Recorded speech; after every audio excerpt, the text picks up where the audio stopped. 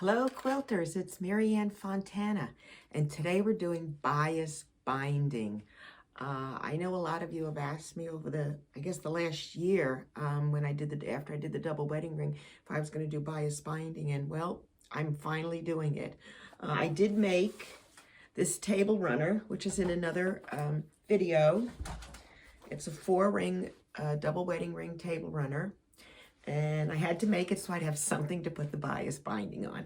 So now this is my prop, my double wedding ring, the 4 rings. And if you're interested in making it, there is a pattern on a video available. The pattern you can purchase on Etsy, and the video is available on YouTube to watch for free.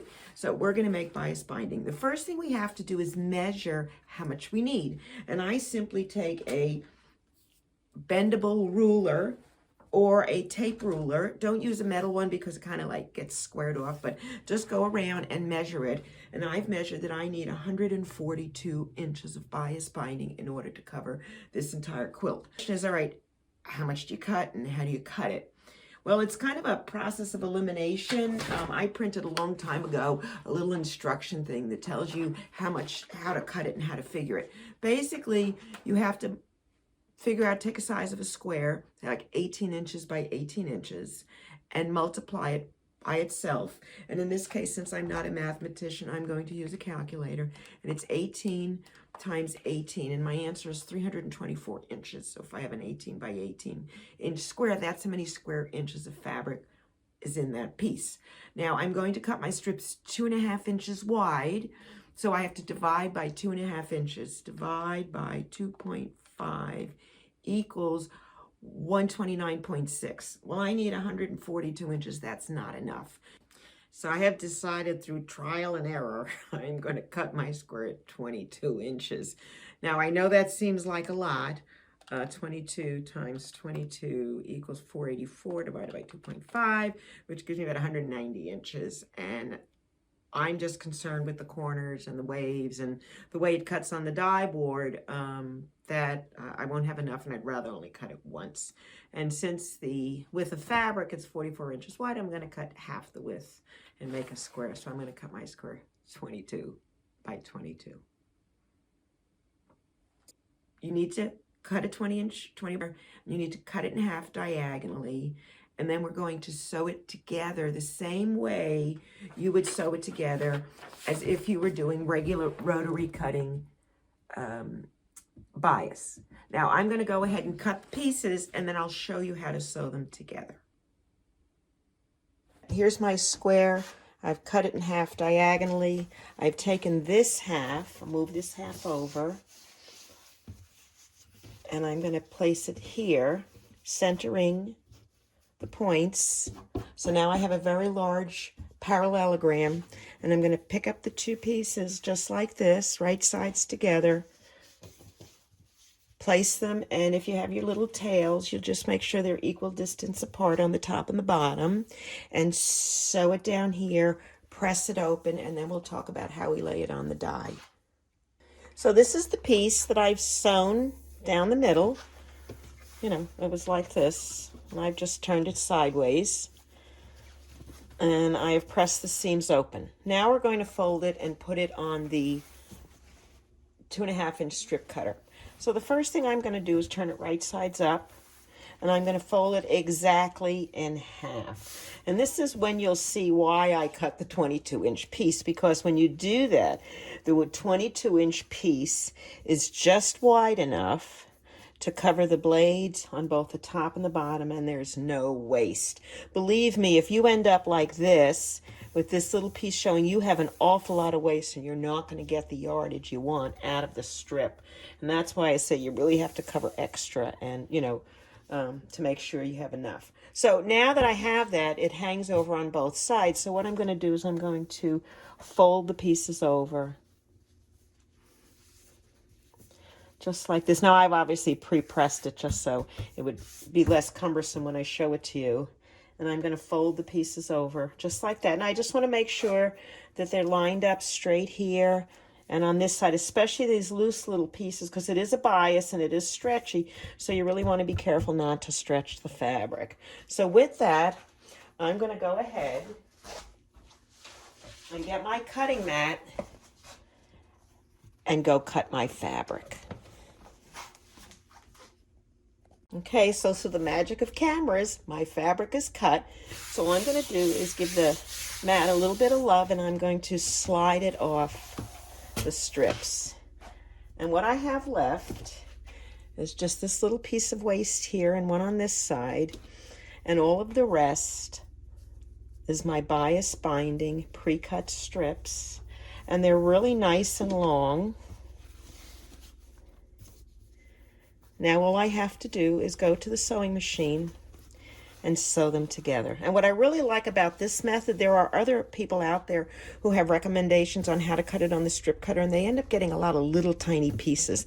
I like this because there's a bunch of really long pieces, so it's faster to sew together and there are less seams. So to the sewing machine we go. I'm ready to sew. Most important thing is make sure you sew right sides together. Now, obviously the angles look like they're, not compatible, but they are. You have to simply sew them at right angles like this. And this piece will fit one way or the other. And if it looks like it's an L in a right angle here, you're sewing it together, because when you open it up, it will be like this. Okay, so I'm just going to fold it over and kind of put those little dog ears on either side equally distanced apart. And I'm going to put it under my presser foot and put my foot down. My presser foot, that is, not my foot. Little joke there. And sew.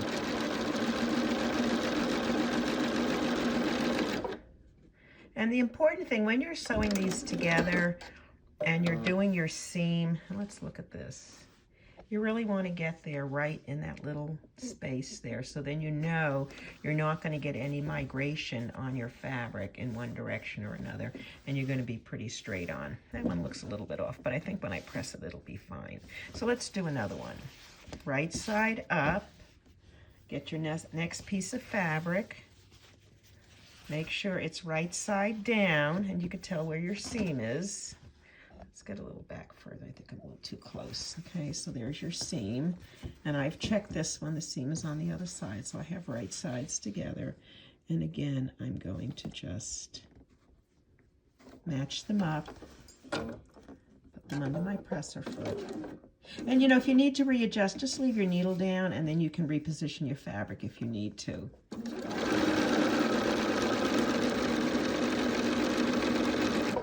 So there's the next one.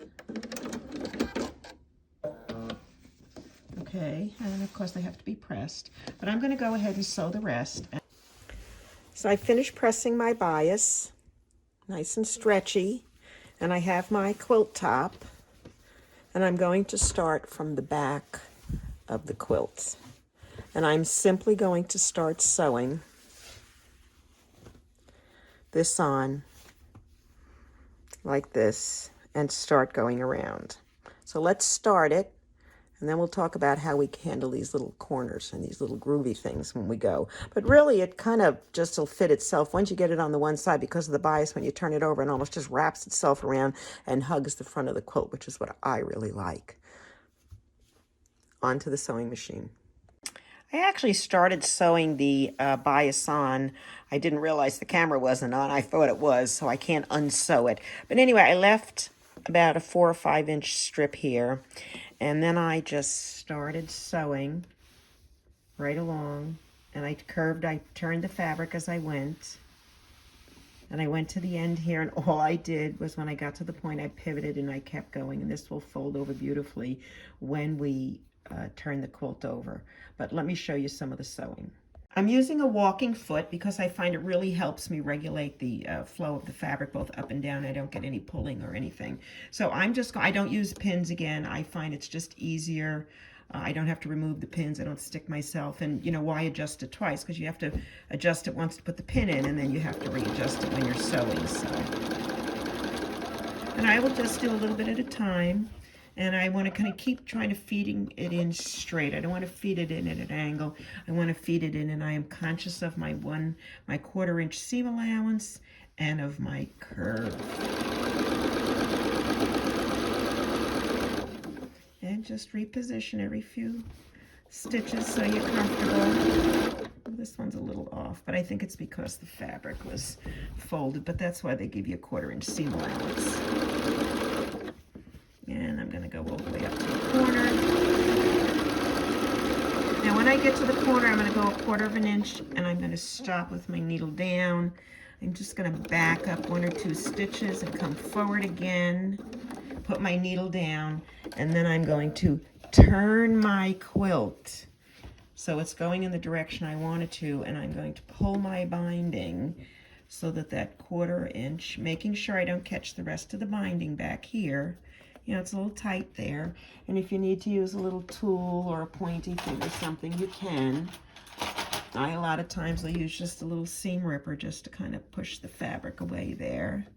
And all you really have to do is take a few first stitches to get out of that corner, and you're pretty much home free. So then you just reline it up again, and you follow the curve around. Back up just a little so you can see, and I'm just kind of laying it down as I go, and I'm turning the you see I'm turning it with this hand so that it's straight when it goes into the sewing machine. This way you get the correct seam allowance, because if you're doing it at an angle, it's not going to be correct. Okay, we're going to be coming up on another one of these corners. Just straighten this out. Okay, so I'm going to just go curve this all the way around and hold it and turn it as I go,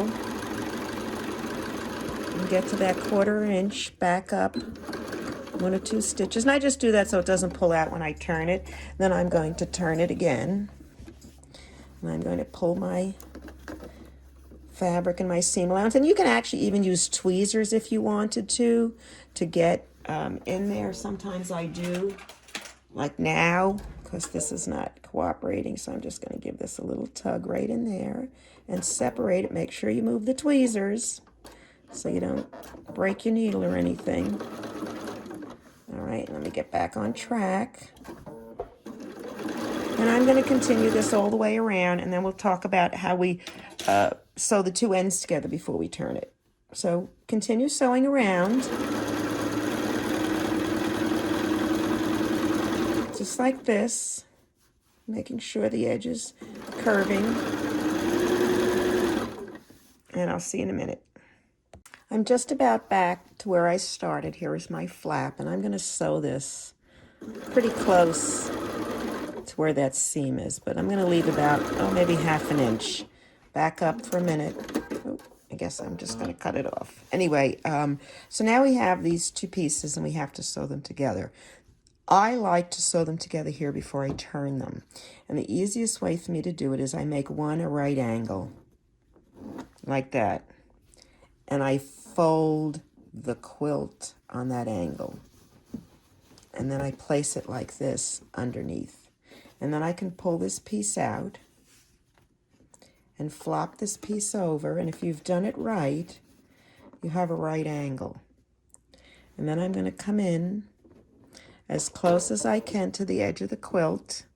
I don't know if you can see this. I can get real close. But I'm actually at the V, like the opposite of this V, up there.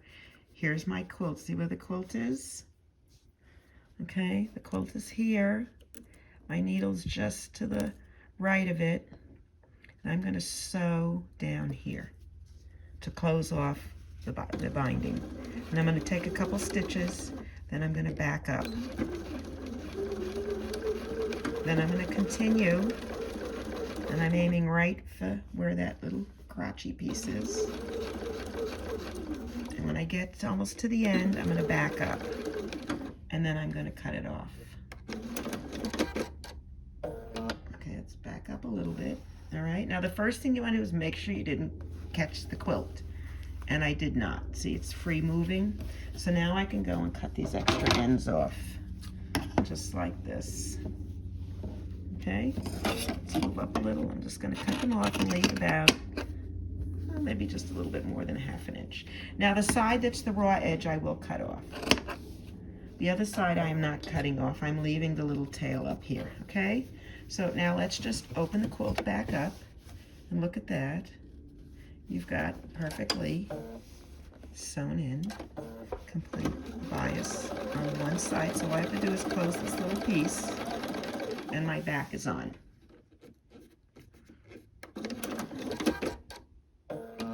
Okay, so this is kind of the way it looks. It's a little cuppy looking, if you see it here. See the way it looks? It's kind of like, but what's really cool is when you flip it over, and we can do it over here at this end. When you flip it over, it'll just wrap around beautifully. Look at that. All right, so let's flip it over. And so this is where we started here. Now this looks a little wide to me, so I'm actually just going to trim it off because there's a bulk here and there's bulk there, and I'm just going to give it a little bit of a trim, just because that's where the fold is, where we started. And now all I have to do is fold it over as easy as you like, just like this. And I'm going to start here. I have gray thread in, and I always like to start a couple inches away. Sorry, not paying attention. Okay, I always like to start a couple inches from where I've sewn it. This was where we sewed it in the back, and I've just turned it around. And I'm going to make sure, actually I'm going to cut a little bit of this out. This can get a little bulky, so I'm not going to cut the other side out, but I am going to cut some of this, just because it's really going to help us. All right, and I may come down here too a little bit and just cut a little bit of that off, because when you're dealing with little spaces like that, every little bit of fabric counts. So I'm going to fold it over just like this. And in the beginning, when you first start, you know, it's a little awkward. And let's trim this thread off. Okay, and then we're going to take our little point and fold it under. You see that? And just make sure you bring it over. And then I can start sewing right at the edge, as close as you can get.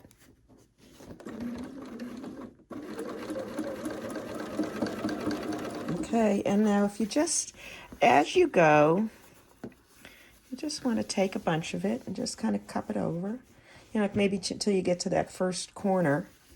And then you can just give it a little tug as you go. And again, you're going to do the same thing. You're going to feed it in straight. Okay. And I'm trying to make sure I cover that thread. Now, when I do my regular quilts, I use 2 1/4 inch binding, but for the bias, I use the 2 1/2. You really need that extra 1/4 of an inch to wrap it around, especially with all the stretchiness and everything. So, I mean, I guess I could try to figure out how to do it, but I haven't as yet.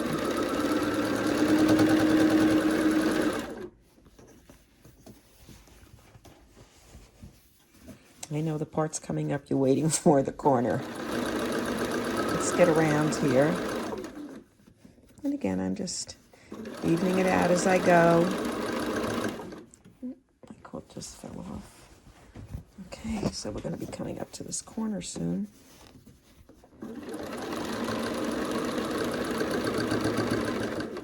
Now, one thing I am going to do here, excuse me, I'm going to cut a little bit of this, cut some of the threads off, and I'm going to just fold the 2 pieces over like this. And I'm going to go all the way into the corner. And you may have to give a little tug on your fabric, that's okay. There we go.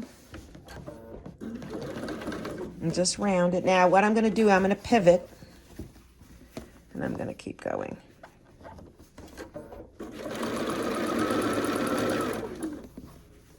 Okay.